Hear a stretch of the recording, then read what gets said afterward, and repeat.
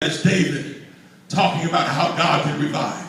Because by this point in David's life, he has his own testimony that he can reflect back on.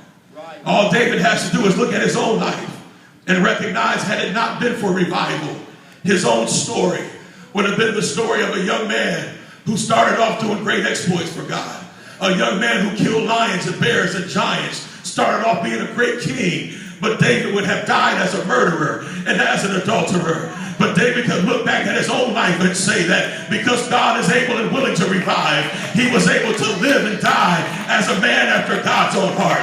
You can preach this entire Bible from Genesis to Revelation as a book of revival. If not for revival, Pastor, the story of Samson would have been the sad story of a young champion who started off being great for God, started off doing mighty exploits for God, but he would have died as a laughing stock. He would have died as a prisoner and entertainment for the enemy. But because of personal revival, he was able to kill more of the enemy on the other side of his greatest failure. If not for personal revival, the story of Jonah would have been the story of a runaway preacher, a preacher who turned his back on the call of God, turned his back on the will of God for his life, and Jonah would have died at the bottom of an ocean. But because of personal revival, God went and picked him up at his lowest point, and he had the greatest revival of all of his ministry on the other side of his greatest failure. I don't know who I'm preaching to here tonight, but God wants somebody to hear that he believes in personal revival. God wants somebody to hear